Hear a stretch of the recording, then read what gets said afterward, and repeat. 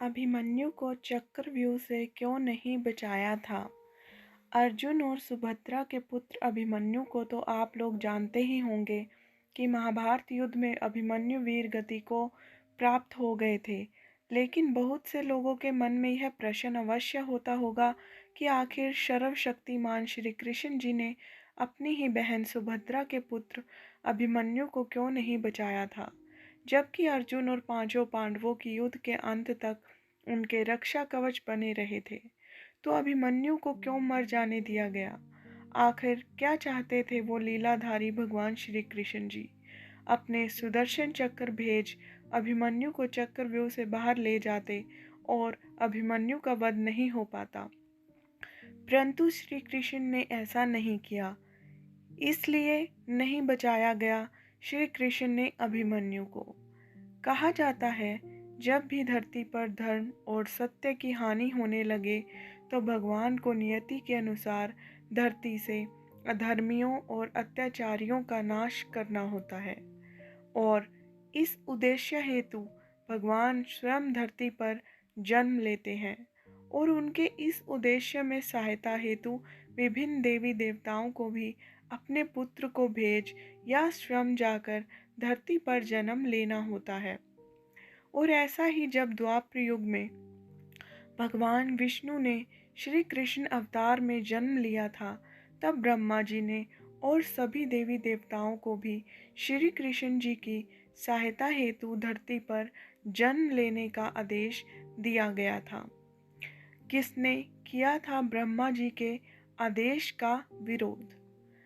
तो ब्रह्मा जी के इस आदेश का सभी देवी देवताओं ने स्वागत किया था, परंतु चंद्रमा ने इस आदेश का विरोध किया और अपने पुत्र वर्चा को पृथ्वी पर जन्म लेने से इनकार कर दिया। लेकिन जब सभी देवी देवताओं ने मिलकर चंद्रमा को समझाया कि धर्म की रक्षा करना ही हम देवताओं का परम कर्तव्य और धर्म है, इसीलिए हम सभी को ब्रह्मा जी का ये आदेश का पालन करना है। यह हमारा दायित्व है और कर्तव्य भी है। चंद्रमा के इस शर्त के कारण ही अभिमन्यु को महाभारत में मरना पड़ा था।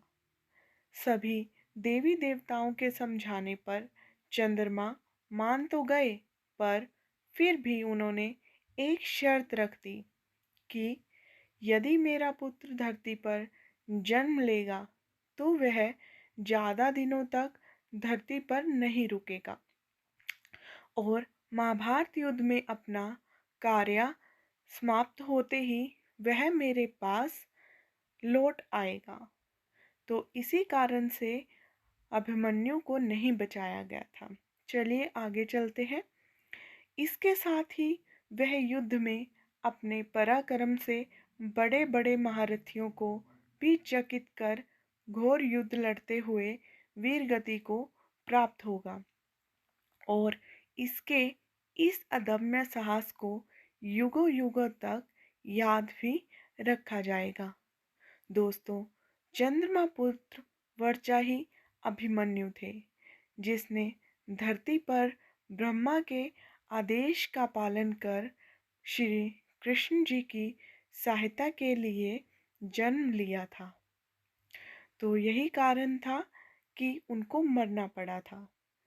चंद्रमा के शर्त के अनुसार ही श्री कृष्ण जी ने अभिमन्यु की नियति में दखल नहीं दिया और अभिमन्यु महाभारत युद्ध में वीरगति को प्राप्त हो अपने पिता चंद्रमा के पास चले गए थे। तो आशा करती हूँ कि आपको ये मेरी आज की कहानी पसंद आई होगी। आप अपने विचार कमेंट में शेयर कर सकते हैं और अगर आपको कोई गलती लगती है मेरी वीडियोस में वो भी आप बता सकते हैं। और मेरे चैनल को सब्सक्राइब कर लीजिएगा और वीडियो को शेयर कीजिएगा, लाइक कीजिएगा। आपका धन्यवाद। जय श्री कृष्ण।